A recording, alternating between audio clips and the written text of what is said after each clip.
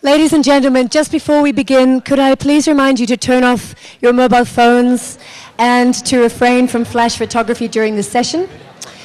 This session, entitled A Suitable Book, is presented by the Councilage Lecture Series. It's our great pleasure to have with us this afternoon Vikram Seth, and he'll be in conversation with Somnath Bhattabyal. You want to correct the pronunciation, you want to start with that. My books on the stage. Good afternoon, ladies and gentlemen. To the penultimate session. I can't say, I'm not allowed to say we have saved the best for the last. Been so many great authors. But Vikram, I'm definitely allowed to say that you are my favorite. He says that to all the boys. Vikram Seth, ladies and gentlemen, creates a flutter even before he writes a word. The publishing world is agog with the sequel to The Suitable Boy. The Suitable Girl is coming. And Vikram, the day since I've been a year and a half, I knew that. And the question I had to ask is, sure, how is Lata? She's 80 years old, you said. Did she make the right choices? Is she happy? Are you happy with her? A, B, C, and D. I should, there's a little bit of a background to this. After I wrote A Suitable Boy, I got a number of requests from readers, publishers, of course, and agents to write a sequel, because that seemed to be the commercially obvious thing to do, to write a suitable girl. And I'm sure had I written it, they would have asked for an unsuitable boy and an unsuitable girl. So I could have had a quartet of, bestsellers and arm stretchers, whatever, however one would like to look at those books. But I wasn't enthused about doing it. I had spent so much, I had virtually exhausted what I wanted to say about, well, certainly about India of the 50s, and I couldn't see a way of going ahead from there. And the years passed, and people pointed out to me that in the book, I had left various hints that there might be a sequel. The book begins with the sentence, "You too will marry a boy I choose," said Mrs. Rupa Mehra firmly to her younger daughter. And in the last section of the book, there was a statement by Mrs. Rupa Mehra, "You too will marry a girl I choose," said Mrs. Rupa Mehra firmly to her younger son. So there was some kind of expectation that, there may be a sequel. And also in the contents, which were written in verse, the very last 19th part of the book is introduced thus. "The curtain falls, the players take their bow and wander off the stage, at least for now." And so with some justification, people said to me, you promised you're supposed to write a sequel. And I said, no, actually, if I write unenthusiastically, people won't enjoy the book, I won't enjoy the process, and it'll just be so many more dead trees for no. I didn't realize that there was, what should I say, that could not only blow people away and cause flutters, as Soam said in the literary world, but you could say literal flutters in the real world. There's someone standing behind there now, keeping it up throughout the session. I wish. So where was that? You were talking about why you were not enthused at that moment. Yeah. Right. And then a few years ago, having written several other books, I was wondering, as I do, about what happened to the various characters, some of whom I'm fond of and some of whom I'm not fond of, but I still wonder what happened to them. I suddenly thought, well, what would Lata think? I think it was around the time of the elections or the run-up to the elections. I thought, what would she think of these elections? After all, it was the first general elections that I had set the book in. And I thought, well, she'd be 80 by now, and then I began wondering about her life. I thought, why didn't I, rather than set a sequel in 1953 or 54, set it in the present time? And the more I thought about this, the more I thought this would be an interesting way of setting about things. For a start, I wouldn't have to research in libraries. I could just enjoy myself or wander around in the real world, and that could be my research.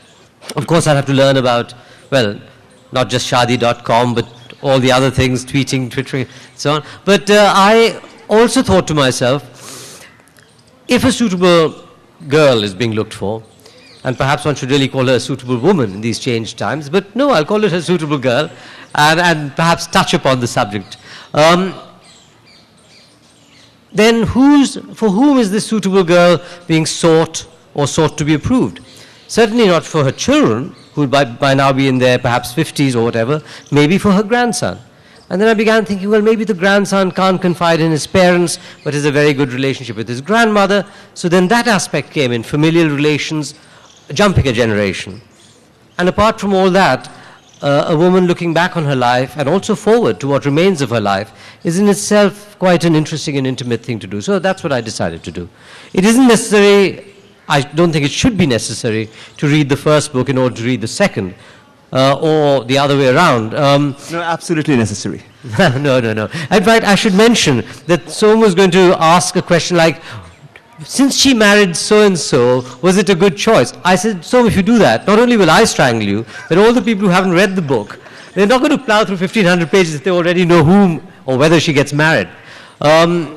So no plot questions of that nature, please. Certainly no denouements. And actually, I don't know, and if I'd be grateful if none of you would tell my publishers, I'm not quite sure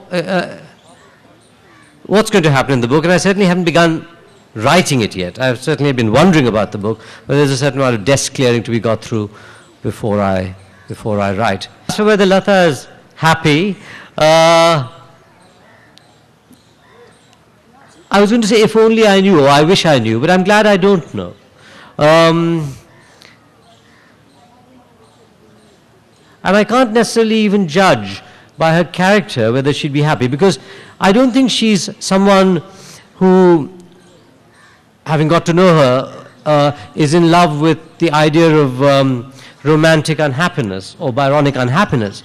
But then one can be unhappy not just because of one's nature, but because of the events that happen to you in the world or that happen in the world at large and that upset you if you're a sensitive being.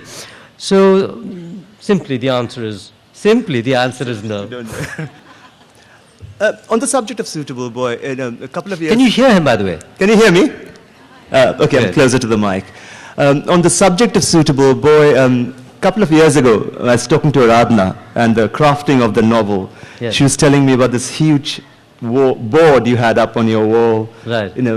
Character sketches here, there, and there's this enormous amount of juggling around things, putting things together. Yes. And she mentioned your educational background, Stanford, economics, a scientific mind. There's a scientific process which she talked about in the making of the book. You want to talk a bit about it? It's a realistic novel, so I wanted to get the facts right. Now, during those years, Muharram and the Sehra coincided, and I wanted to get the dates right. If there was a riot, when would it have been? If there was tension, why would it have taken place then?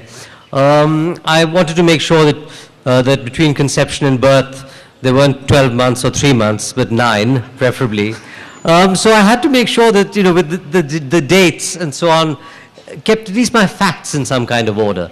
But it's not a scientific process. It really isn't. It's a process really of feeling through the places, the characters, the times, the sense of the world, not just ethically, aesthetically, but almost the way the earth turns during the period that your book is written. And now, of course, we live in a world which is very different and very much the same in many ways. So that's one of the aspects of the book that I'm interested in. Have I answered your question, so not quite? It's not scientific, you said, okay, right? Yes, it's not scientific. Yeah, that's right. Let's go back in time a bit. Okay. Let's go back to early writings. Yes. You said a couple of years back on this very venue, you're sitting at the same place I was sitting out there, you said, do not write if there's not an enormous urge to write. Do not waste paper, do not waste somebody's time, your own time. When do you know that urge comes? Because as we were talking the other day, you said you had to publish your first work yourself. Before there were loads of rejections. Yeah. When do you know that there's an urge that you must get this out? From your very first works. Well, You know, I mean, it's simply, it almost defines itself. You know if there's an urge within you to write. You can't always tell in advance whether this urge that you feel is going to carry you through. That is, whether it'll stay the course. It might be the case that you've written 100 pages and then you find that you can't go forward. And what should one say about that? That is, it's obviously not worth giving up immediately. You have to, if there's a wall, then you try to vault over it or burrow under it or go around it or break it down. But if after several months of work you realize there's something that the inspiration, the urge has given out and is not likely to come back soon or may never come back, then as an economist you have to tell yourself, sunk costs are sunk costs, and give up. The urge is very clear, but whether the urge will continue, and it's not as if you're always going to be writing at white heat. There's a lot of hack work as well involved, a lot of meticulous correction, a lot of thinking through things, a lot of sticking post-its on boards. But at the heart of it, seriously, I do feel that you have to have the muse or inspiration or one of these old-fashioned things, because why bore yourself? Why take up other people's times, as you pointed out? And why kill trees? Thank you. The other side of that would be to say to young writers who come up to me and say, how do you become a writer? And the point is not to become a writer. That's the least of it. In fact, there's some pleasures in being a writer and so on, and knowing that you're giving pleasure to people, and a little bit of fame is fun at the beginning. There are disadvantages as well. But there's no point in being a writer. The real urge is to write a particular poem that you can't not write, a particular book that if you didn't write, you'd feel deeply upset about. And this question which Som touched upon, which is about the publication of a book. If you write in such a way that you're aiming your thoughts at, or you're massaging your thoughts and your writing in such a way as to please an imagined audience or a publisher or someone like that, then if you don't get the book published, you'll be deeply disappointed. If you're writing for yourself and you've written what you couldn't not write, then even if the book isn't published, you've been true to yourself and you've got something that is worth having. That's pretty much it. And that's why, in fact, I haven't fulfilled the niche that publishers have always asked me to fulfill. My first book, the travel book, From Heaven Lake, did well, and people wanted me to write another travel book. But my first novel turned out to be this crazy thing, a novel in verse. Then people said, how about another one of those? But you can't go by commercial pressures. Once you've written the book, then fight for as much money as you can get. But don't ever write a book for commercial reasons. Vikram, today when we think Vikram Seth becomes a novelist. But as you were just saying that your first book was a travelogue, travel writing. My first book was a book of poems. Yes. Really. I mean, I earn my living through prose, but yeah. Then, as you said, a novel in verse. You write poetry, music, you're a sculptor. Which form of expression of all this I mean, somebody today was saying that Vikram is the true Renaissance man, this morning, in fact. Yeah. So which is the form you're most comfortable in? Well, there's always a great danger of being a dilettante, of just flitting from one thing to another, never really concentrating on things, and just sort of gathering skills.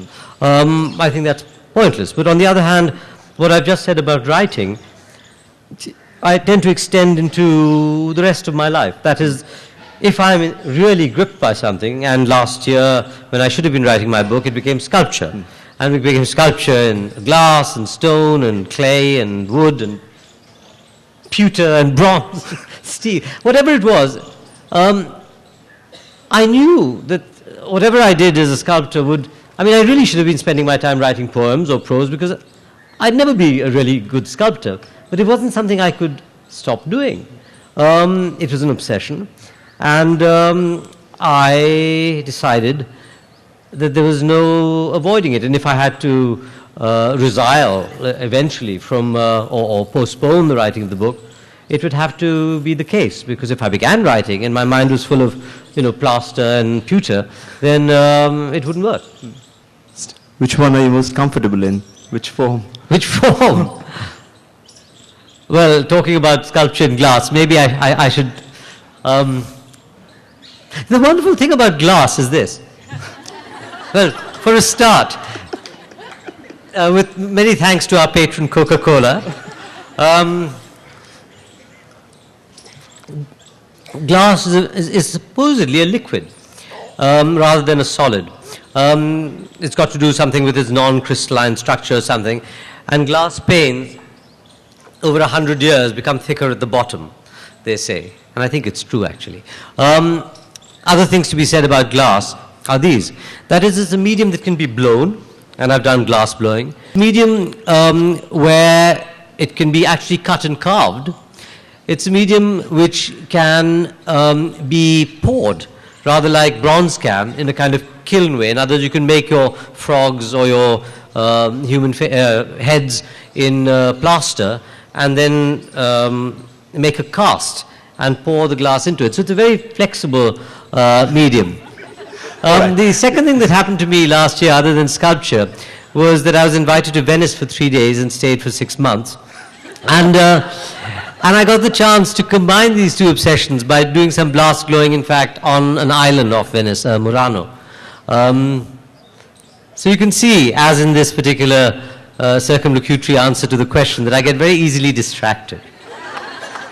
He won't answer this question. Vikram, talking about poetry, All You Who Sleep Tonight still remains one of my favorite collections. But you've stopped publishing poems. And I know you write them, but you do not publish them anymore. Well, the other side of the fact that I'm very obsessive is that I'm not being self-deprecatory here. I'm very lazy. I like nothing more than doing nothing, really. And once the poem is written, I think, well, who's going to send it around to magazines? And I'll wait until, a few years have passed, and if there are enough poems to make a book, then I'll put a book together. The trouble is that now that I'm thinking of putting a book together, I don't know where all these poems are. So I have to ask various friends, to some of whom I actually wrote these poems, if they could send them back to me, and I've got many of them back. In fact, I might possibly, Soma asked me, read a few of the new poems, because for the last, I think, 10 or 15 years, I haven't published a book of poems. Whereas previously, every 5 or 6 years, I'd gather, sweep them all up and put them before a dubious public. Do you want to read a poem? We can, Oh, sure. Well, I should tell you that I forgot. Som kept telling me today, don't forget to bring your books. So this morning when I woke up, I got my books. And then around lunchtime, I suddenly realized but I hadn't got my poems. So I braved the Jaipur traffic and went all the way back to Samod Haveli and got the poems.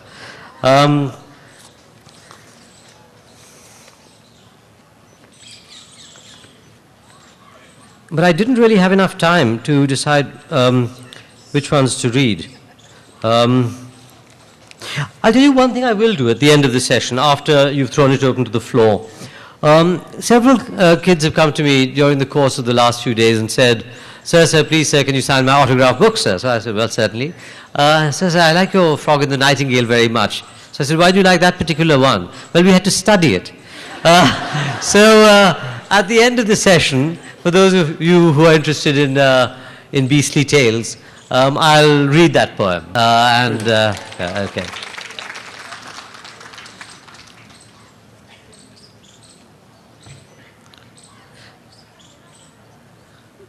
Oh dear. See, the problem is that with my other book, there's an index of first lines.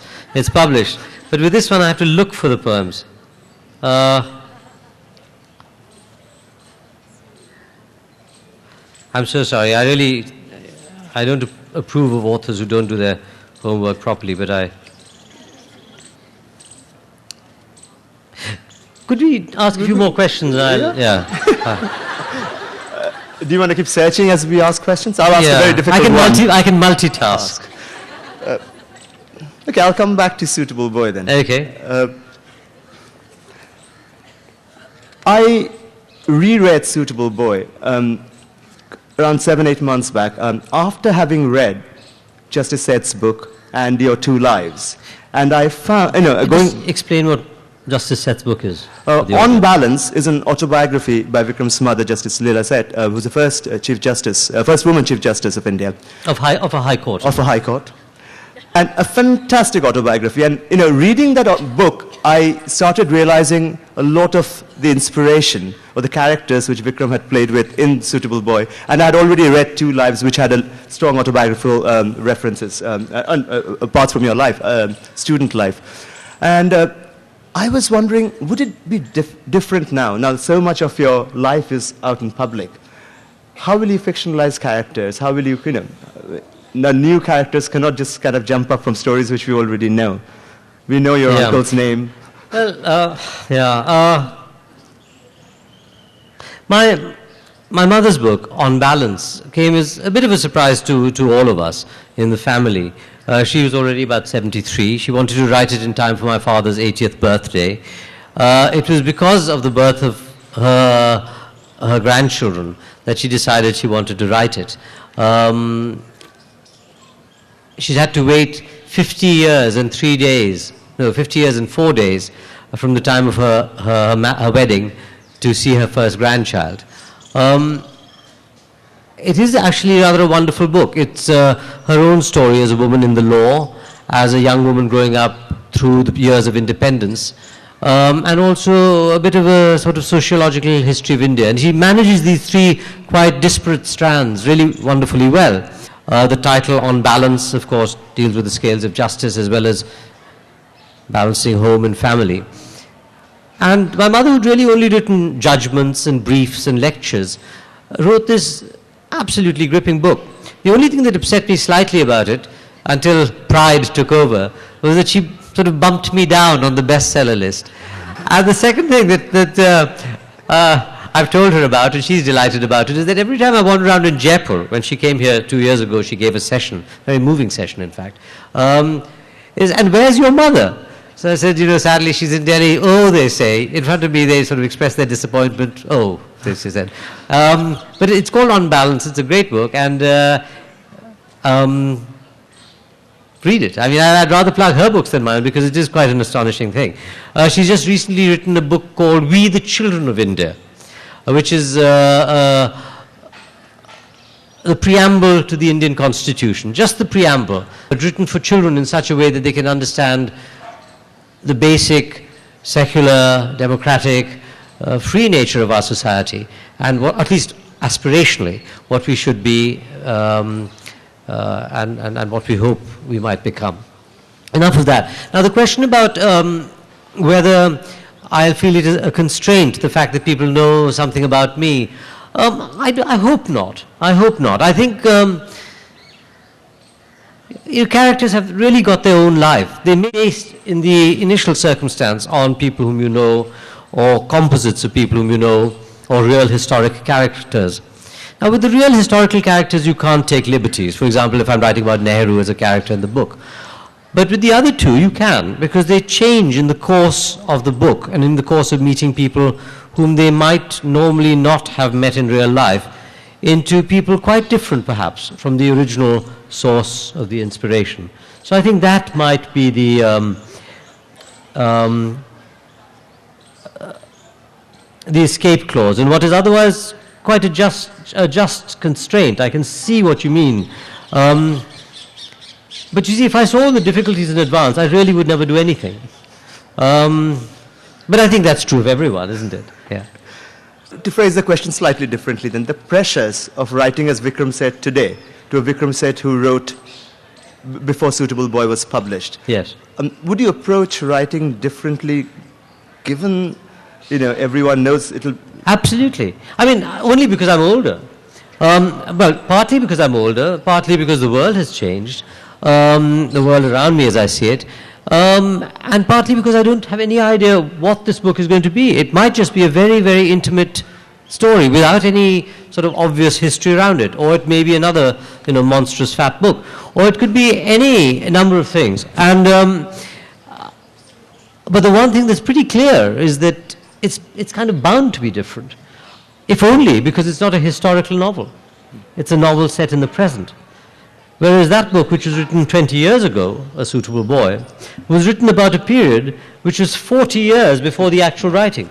So there's a 60-year gap, in effect. And any book that is a book written in the present really does have a different feeling from one that already is writing about a period 1.5, possibly 2 generations before the writer puts his or her pen down.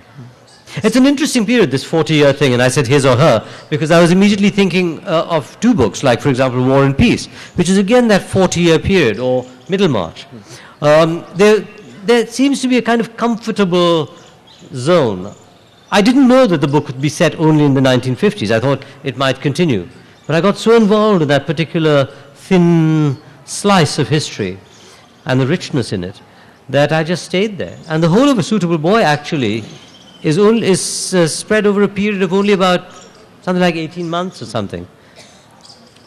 You just spoke of Middlemarch and War and Peace. Yeah. Somewhere long back, I read an interview where he said when you're writing, you don't read other authors. And since it takes so long to write a novel, when do you read other authors? Who are your favorites? Sorry. No, that's not fair. No, seriously, I mean, for a start,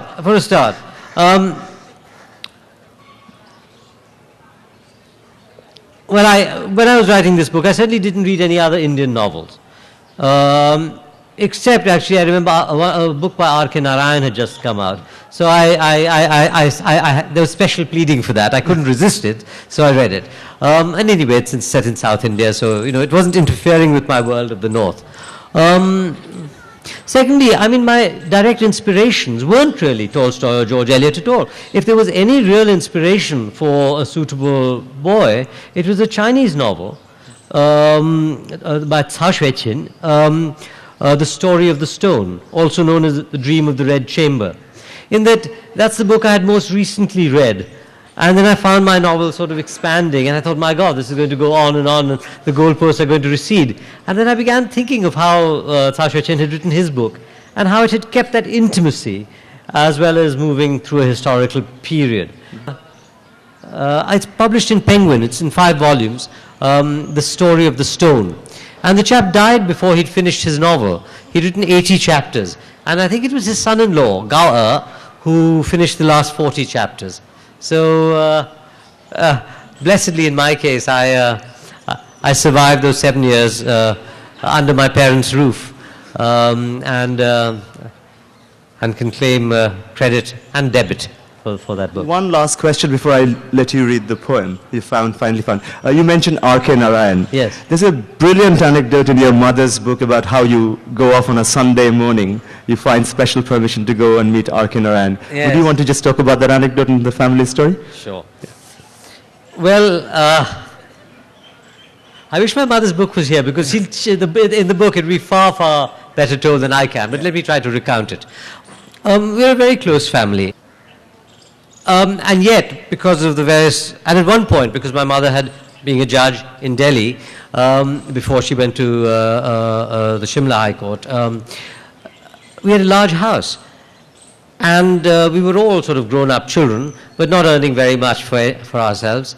I was in my 30s, and in fact earning minus whatever, 30,000 rupees or whatever. And I just had to sponge off my parents. So I lived upstairs, and my brother and sister also lived upstairs. But we had fairly busy and disparate social lives, so we never really actually had dinners together. And I said, this just won't do. I mean, as a family, we're so close. Who knows if we'll ever be together again in this way? Let's absolutely guarantee that on one evening every week, I think it was Sunday, we will not invite anyone home, and we will not go out anywhere. And so, despite my sister Aradhana's enormously busy social life, she used to have a kind of umbilical relationship with the telephone. Of course, now with mobile phones, there's no umbilicus, but at any rate, she had a very, very close relationship with her 100 best friends, and maybe I'm being euphemistic in terms of merely 100. But see, most of the world, Aradhana might be known as Vikram's sister, but in Delhi, oh, you're Aradhana's brother is what everyone says to me.